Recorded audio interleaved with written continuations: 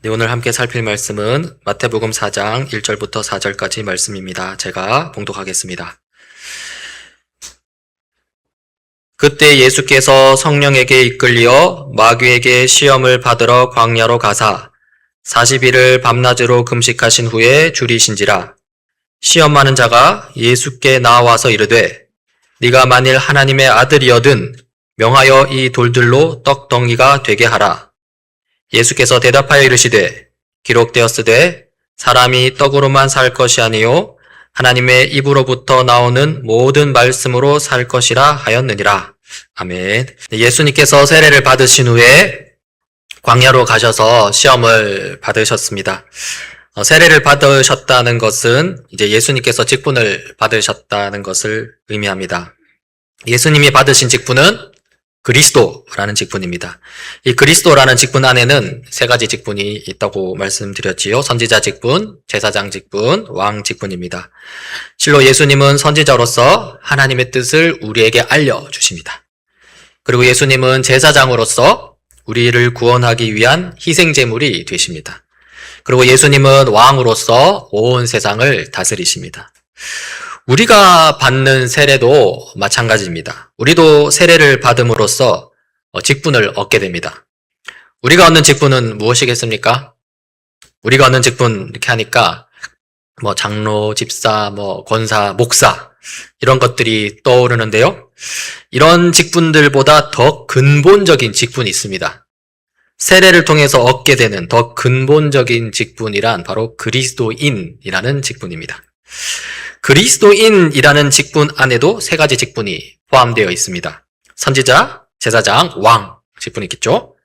우리는 그리스도인 선지자로서 예수님이 누구이고 어떤 분이신지 알리는 예수님의 증인이 됩니다. 우리는 그리스도인 제사장으로서 나 자신을 감사의 제물로 드립니다. 또 우리는 그리스도인 왕으로서 죄와 싸우며 세상에서 하나님의 거룩한 통치를 이루기 위해 애씁니다. 다시 여러분 예수님을 봅시다. 예수님은 세례를 받으신 후에, 즉 그리스도라는 직분을 받으신 후에 시험을 받으시러 광야로 가십니다. 저번 시간에 살펴보았지만 예수님이 이때 받으신 시험은 최초의 인류 아담이 받은 시험과 비교됩니다. 사도 바울은 이 로마서에서 아주 극명하게 대조시키는데요. 로마서 5장의 일부였죠. 아담 한 사람의 범죄 행위 때문에 모든 사람이 유죄 판결을 받았는데 이제는 예수 그리스도 한 사람의 의로운 행위 때문에 모든 사람이 의롭다는 인정을 받아서 생명을 얻게 되었습니다. 아담 한 사람이 순종하지 않음으로 말미암아 많은 사람이 죄인으로 판정을 받았는데 이제는 예수 그리스도 한 사람이 순종함으로 말미암아 많은 사람이 의인으로 판정을 받을 것입니다. 아담이 하나님께 왕같은 청지기 직분을 받고 그 직분에 합당한 직무를 잘 수행해야 하는데요. 그렇게 하지 못했습니다. 아담은 청지기 직분에 만족하지 못했고요. 그래서 주인이 되고자 했습니다. 하나님처럼 되고자 했습니다. 하나님께서 유일하게 내린 금지 명령 하나, 모든 열매는 다 먹어도 단 하나, 그 선악을 알게 하는 열매 하나만은 절대 먹지 말라는 그 명령 듣지 않았죠? 그 결과 아담에게서 태어나는 모든 인류에게 이 반역죄라는 굴레가 씌워졌습니다. 모든 인류는 죄를 피할 수 없었고요. 영원한 죽음과 심판을 향해 달려가고 있습니다. 그리고요. 아담이 실패한 그 자리에 예수님께서 대신 서셨습니다. 예수님의 일생은요. 사도 바울이 기록한 것처럼 아담의 불순종을 완전히 역전시키기 위해서 완전한 순종의 길을 걷는 인생이 되어야 했고요. 또 아담으로 말미암은 인류를 향한 유죄 판결을 완전히 뒤집기 위해 우리 대신 죄 형벌을 뒤집어 쓰는 인생이어야 했습니다. 다시 말해서 인류를 구원하시기 위한 인생이어야 하는 거죠. 사실 예수님께서 받으신 그리스도라는 직분은요. 근본적으로는 이 구원을 위해 주어진 직분입니다. 선지자로서 우리를 구원하시기 위한 하나님의 뜻을 보여주고자 하셨고요. 또 제사장으로서 우리를 구원하시기 위한 희생 제물이 되시는 것이고요. 또 왕으로서 우리가 구원을 끝까지 잘 누릴 수 있도록 보호하시는 것입니다. 종합하자면 그리스도라는 직분은 구원자라는 의미입니다. 구원자로서 인생을 짊어지셨다는 것이죠, 예수님께서. 그리고 그 구원자 인생의 시작점에서, 그러니까 그리스도 직분을 받은, 구원자 직분을 받은 그 시점, 세례를 받은 그 시점, 그 직후에 바로 광야에서 받는 시험이 있는 것입니다. 아담은 시험에서 실패했습니다. 그러나 예수님은 성공합니다. 그리하여서 우리의 구원을 성취하시고 실현시키시는 것이죠. 이 마태복음 4장에 나오는 이 예수님이 받은 시험은 두 가지 관점, 두 가지 측면에서 살펴볼 수 있습니다. 하나는 제가 지금까지 설명드린 의미의 시험입니다. 우리의 구원을 이루기 위해 우리 대신 받으시는 시험이라는 의미입니다. 이것을 대리시험이라고 명명해 봅시다. 대리시험은 죄인인 우리가 무능력해서 통과할 수 없는 시험이어서 예수님께서 대신 받으시는 그런 시험이라는 의미입니다.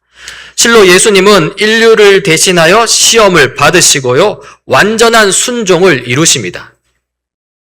그리고 다른 하나는 구원받은 우리가 어떻게 시험을 극복할 수 있는지 모범을 보여주신다는 의미의 시험입니다. 이것을 모범시험이라고 해봅시다. 이 모범시험은 우리가 잘 할 수 있도록, 잘 살 수 있도록 예수님께서 본보기로 보여주시기 위해 받으시는 시험이라는 의미입니다. 이 모범시험을 통해서 예수님께서 우리에게 시험을 이기는 길을 몸소 보여주시는 것이죠. 이렇게 마태복음 4장 1절에서 11절까지 기록하고 있는 이 예수님이 받으시는 시험은요, 두 가지 성격을 가지고 있습니다. 하나는 대리시험의 성격이고요, 다른 하나는 모범시험의 성격을 가집니다. 대리시험, 모범시험이라고 하니까 좀 생소한데요. 이런 의미가 성경에 다 있지만은 좀 이렇게 많이 드러나지는 않았던 것 같습니다. 우리 교우님들의 이해를 돕기 위해서 질문을 몇 가지 좀 드려보겠습니다. 앞서 로마서 5장에서 아담과 예수님을 비교 대조하는 것을 볼 수 있었는데요. 이제 아담 한 사람의 범죄행위 때문에 이렇게 유죄 판결을 받았는데 예수님 때문에 이제 뒤집혔다.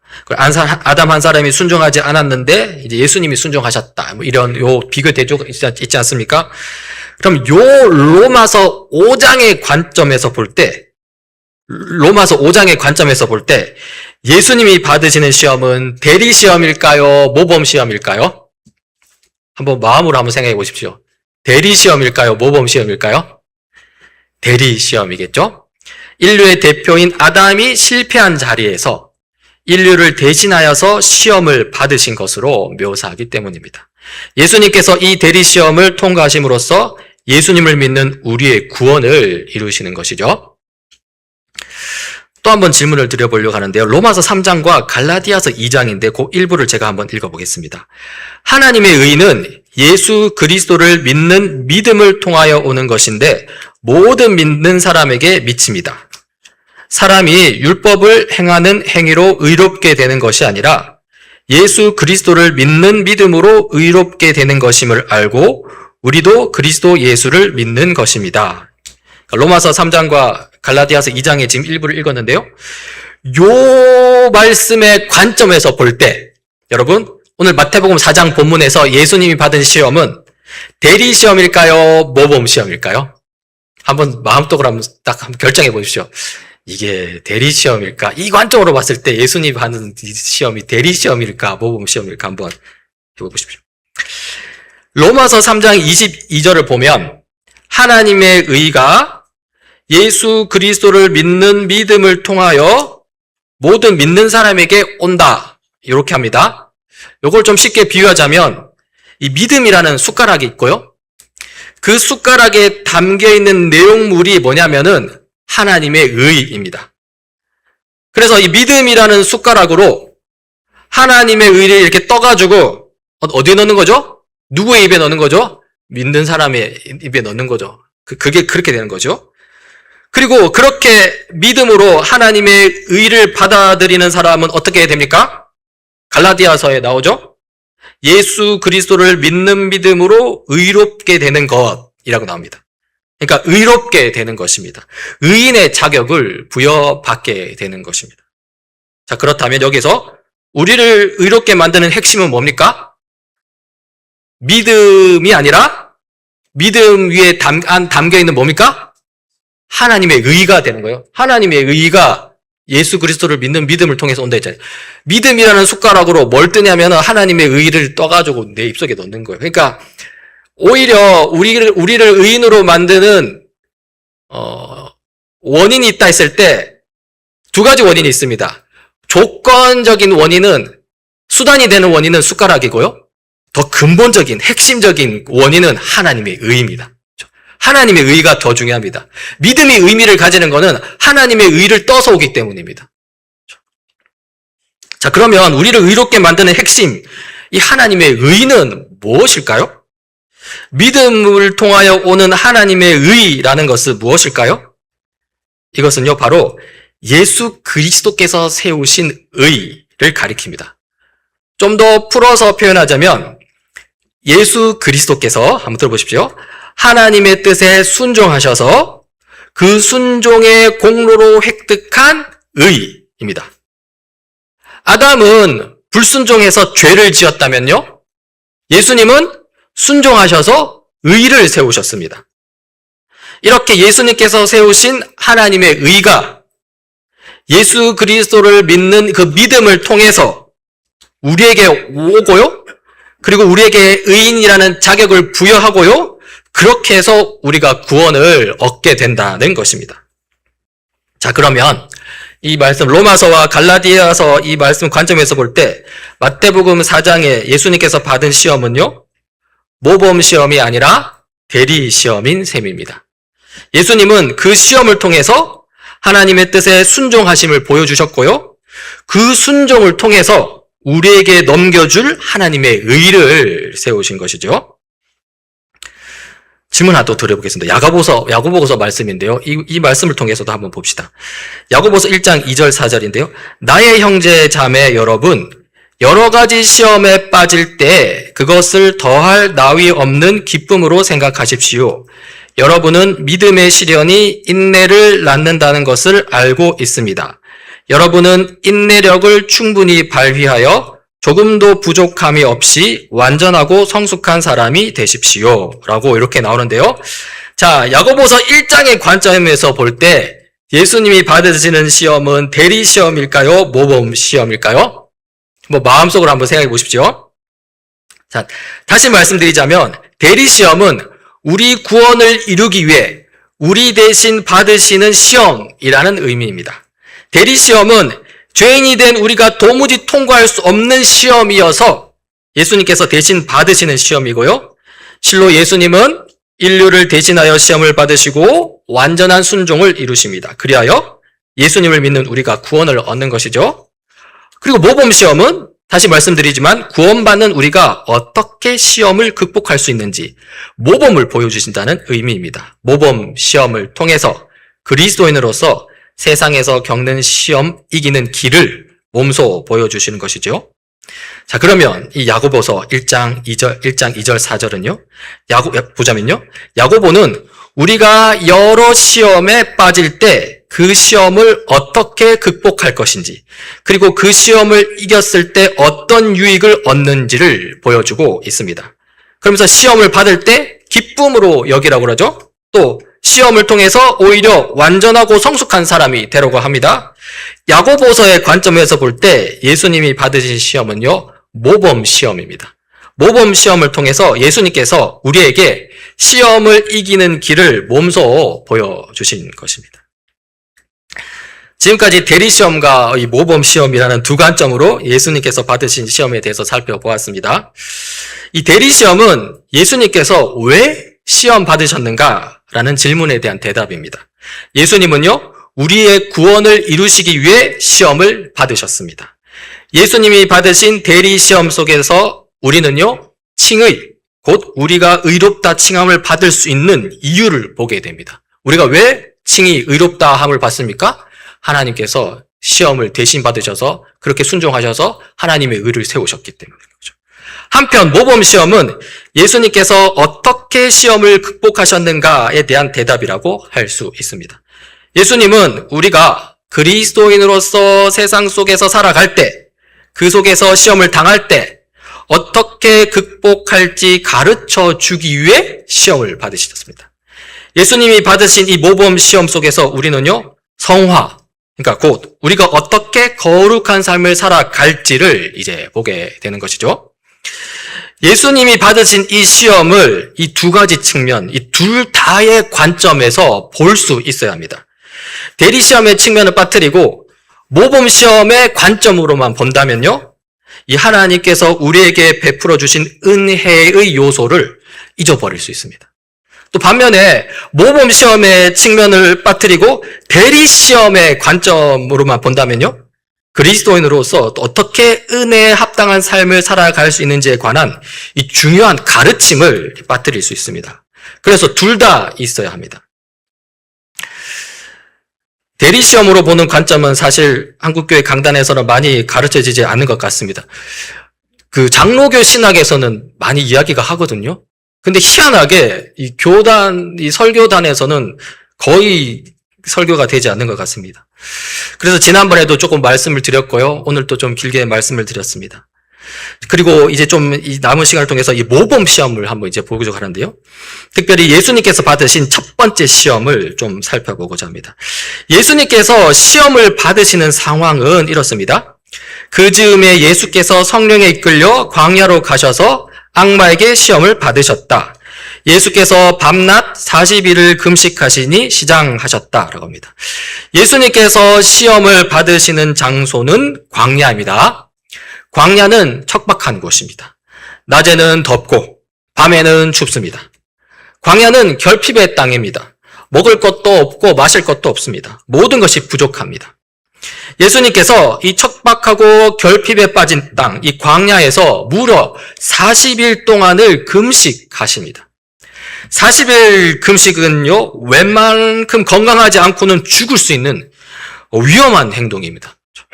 성경은 40일 금식을 하신 이 예수님이 시장하셨다, 배가 고프셨다라고 하는데요, 좀 부족한 표현이 아닌가 싶습니다. 그냥 배고파서 죽을 지경이다, 또는 실제로 거의 죽게 되었다 라고 하는 게 더 좀 정확한 건 아닌가 싶습니다. 아무튼 이렇게 심각한 결핍 상태에 빠졌을 때 이제 시험하는 자, 곧 사탄이 예수님을 찾아옵니다. 3절입니다. 그런데 시험하는 자가 와서 예수께 말하였다. 네가 하나님의 아들이거든 이 돌들에게 빵이 되라고 말해 보아라. 라고죠. 이 시험하는 자, 이 곧 사탄은 확실히 교활합니다. 지금 이 육신의 몸을 입고 있는 예수님에게 무엇이 부족한지 딱 알고 있는 거죠. 그래서 그 약한 곳을 이렇게 파고듭니다. 배고파 죽을 지경인 거요. 그러니까 빵이 필요하다는 것입니다. 그래서 돌로 빵을 만들어 먹으라는 것이죠. 특히 하나님의 아들이거든 하면서 예수님으로 하여금 좀 우쭐거릴 수 있는 여지를 줍니다. 위대하신 하나님의 아들이신데 빵 하나 만들어 먹는 것은 누워서 떡 먹기라는 것입니다. 그 위대한 능력을 좀 발휘해 보라는 겁니다. 그렇게 해서 어떠냐는 것이죠. 그러니까 이 결핍, 한편에는 결핍, 한편에는 자부심, 이거를 자극하는 상당히 강력한 유혹인데요. 예수님은 이 사탄의 유혹에 대해서 이렇게 대답하십니다. 4절입니다. 예수께서 대답하셨다. 성경에 기록하기를 사람이 빵으로만 살 것이 아니라 하나님의 입에서 나오는 모든 말씀으로 살 것이다 하였다. 빵으로만 살지 않는다고 하십니다. 그러면서 하나님의 입에서 나오는 모든 말씀으로 산다고 합니다. 그리고는 사탄의 유혹을 단호하게 무리치는 거죠. 그렇게 하면서. 자, 이 간단한 대화를 한번 살펴보자고요. 아주 짧은 대화이지만요. 여기에는 대조되는 두 가지 삶의 방식이 나옵니다. 하나는 사탄이 추구하는 삶의 방식이고요. 다른 하나는 예수님이 추구하는 삶의 방식입니다. 먼저 사탄이 추구하는 삶의 방식입니다. 3절인데요. 네가 하나님의 아들이거든 이 돌들에게 빵이 되라고 말해 보아라 라고 합니다. 여기서 사탄이 뭐라고 합니까? 예수님더러 네가 하나님의 아들이거든 이러면서 이것저것 해봐라 이렇게 말하는 거죠. 근데 이 말은요, 나는 네가 하나님의 아들이라는 걸 도저히 못 믿겠다. 네가 정말로 하나님의 아들이라는 말이냐? 그렇거든. 이것저것 해봐라. 이런 의미가 아닙니다. 오히려 이 말은요, 나는 네가 하나님의 아들이라는 걸 알아. 네가 하나님의 아들이라는 걸 믿는다고. 그러니까 이것저것 좀 해봐. 라는 의미입니다. 그러니까 사탄은요, 하나님의 존재를 믿고 있고요. 예수님이 하나님의 아들이라는 것도 믿고 있습니다. 우스갯소리로 사탄은 유실론자입니다. 심지어 예수님이 하나님의 아들임을 믿고 있으니 기독교 유실론자가 아니냐는 소리가 나올 정도입니다. 하지만 사탄은 사탄입니다. 사탄이 하는 말에서 목적은 무엇입니까? 사탄이 추구하는 삶의 방식에서 가장 중요한 것은 결국 빵입니다. 하나님의 아들이라는 것은 수단에 불과할 뿐입니다. 빵이라는 목적을 위해 봉사하고 섬기는 하나님의 아들이라는 것이죠. 결국 하나님보다 빵이 더 중요합니다. 이것을 우리 삶에 한번 비춰보자고요. 우리가 하나님을 믿고 예수님이 살아계신 하나님의 아들임을 믿는다고 하는데요. 그런데 그렇게 하나님과 예수님을 믿는 이유가 무엇인지 한번 우리 스스로 돌아봐야 합니다. 하나님의 영광을 위해 하나님을 믿고 따르고 있는지, 아니면 나의 욕망을 위해 하나님을 수단화시키고 있는 것은 아닌지 돌아봐야 합니다. 사탄이 추구하는 삶의 방식은요, 하나님을 믿긴 합니다. 그러나 자기 자신의 욕망을 위해 하나님을 수단화시키는 생활 방식입니다. 하나님이 주인이 아니라요, 나의 욕망이 주인입니다. 나의 욕망을 채우기 위해서 하나님도 나에게 봉사하셔야 된다는 것입니다. 다시 말씀드리지만요, 사탄은 하나님의 존재를 믿습니다. 하지만 사탄은 하나님을 이 창조 세계의 주인이 아니라 종으로 취급합니다. 그리고는 내가 하나님이 되어버리는 것이죠. 이것이 바로 사탄이 추구하는 삶의 방식입니다. 그리고요, 이에 대해서 예수님은요, 하나님을 수단화시키고 하나님을 종처럼 여기고 하나님을 모욕하는 이 사탄의 제안을 단호하게 거부하십니다. 그러면서 참된 그리스도인이라면 추구해야 할 삶의 방식을 보여주시는데요. 4절입니다. 예수께서 대답하셨다. 성경에 기록하기를 사람이 빵으로만 살 것이 아니라 하나님의 입에서 나오는 모든 말씀으로 살 것이다 하였다. 그리스도인이 추구해야 할 이 삶의 방식은요, 빵만이 아니라 하나님의 말씀이어야 합니다. 이 빵을 아예 배제시키는 것이 아닙니다. 여러분, 빵도 있어야 합니다. 먹고 살아야죠. 하지만 더 중요한 게 있다는 겁니다. 바로 하나님의 말씀입니다.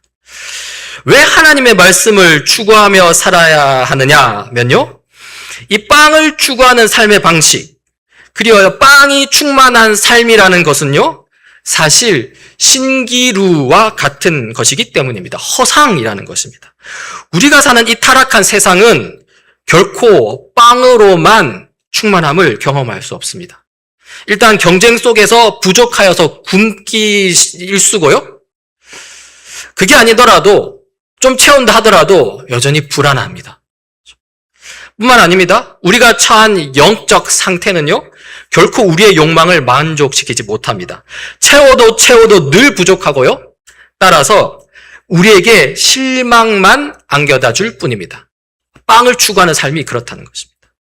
이에 반해서 하나님의 말씀으로 산다는 것은요, 불안이 아닌 소망으로 산다는 것입니다. 실망이 아닌 희망으로 산다는 것입니다. 사탄이 추구하는 삶의 방식, 빵만을 추구하고 나의 욕망만을 추구하는 삶은 실망을 안겨다 주지만요, 하지만 예수님이 추구하는 삶의 방식, 예수님이 모범으로 보여주시고 있는 모범 시험으로 보여주시고 있는 이 삶의 방식은요, 하나님의 말씀으로 사는 삶에는요, 참된 소망이 있다는 것입니다. 그렇다면 하나님의 말씀에는 무슨 소망, 어떤 소망이 있길래 그렇다는 거죠. 그런 질문이 나오는데요. 무슨 소망이겠습니까? 어떤 소망이겠습니까? 바로 우리를 향하신 하나님의 구원 약속, 그 약속에서 오는 소망입니다. 하나님의 말씀 안에는요, 우리 대신 시험을 받으시고 우리 대신 순종을 이루시고 우리 대신 십자가에 달리신 예수님이 계십니다. 그 다 우리의 온전한 구원을 위해 예수 그리스도께서 일을 이루시는 것입니다. 이 예수 그리스도, 이 복음이야말로 우리의 유일한 소망이 된다는 것이죠. 이렇듯 하나님의 말씀으로 사는 삶의 방식은요, 참된 소망을 품고 사는 삶이기 때문에, 소망이 있기 때문에 비록 현실이 어려울지라도 시험이라도 인내할 수 있는 삶입니다. 빵이 부족해도 그것을 뛰어넘는 훨씬 더 큰 소망이 있기 때문에 견딜 수 있습니다. 내 뜻을 이루지 못할지라도 그 뜻을 뛰어넘는 참된 소망이 있기 때문에 인내할 수 있습니다. 심지어 손해를 보고 고난을 겪게 되고 고통에 처하더라도 견디고 인내할 수 있습니다. 그렇게 소망 가운데 견디고 인내하면서 조금씩 성숙한 그리스도인으로 자라가는 것이죠. 그리고요, 이래서 예수님이 추구하는 삶의 방식을 두고서 야고보 사도는 다음과 같이 말한 것입니다. 나의 형제 자매 여러분, 여러 가지 시험에 빠질 때 그것을 더할 나위 없는 기쁨으로 생각하십시오. 여러분은 믿음의 시련이 인내를 낳는다는 것을 알고 있습니다. 여러분은 인내력을 충분히 발휘하여 조금도 부족함이 없이 완전하고 성숙한 사람이 되십시오. 여러분에게는 참된 소망이 있기 때문에 충분히 그렇게 할 수 있습니다. 이렇게 말하는 것이죠. 이것이 우리의 삶의 방식이 되어야 합니다. 이것을 위해 우리 주님께서 그 척박한 광야에서 40일 금식으로 줄임배를 움켜쥔 채 그 험한 시험을 당하신 것입니다. 그 은혜를 꼭 기억하시길 바랍니다. 그리고 그 은혜 위에서 매일매일을 소망 가득한 삶으로 살아내실 수 있기를 바랍니다. 주님께서 말씀으로 시험 가운데 있는 우리를 꼭 도와주실 것입니다. 같이 기도하겠습니다. 주님, 우리 대신 시험 당하시고 우리를 위해 시험 당하신 주님은 참으로 우리의 어려움을 잘 아시는 주님이십니다. 때때로 고난과 어려움에 처하더라도 주님께서 베푸신 은혜를 생각하며 말씀 가지고 끝까지 소망으로 인내하며 살 수 있게 하옵소서. 그리하여 하나님의 영광을 위한 삶을 지속하게 하옵소서.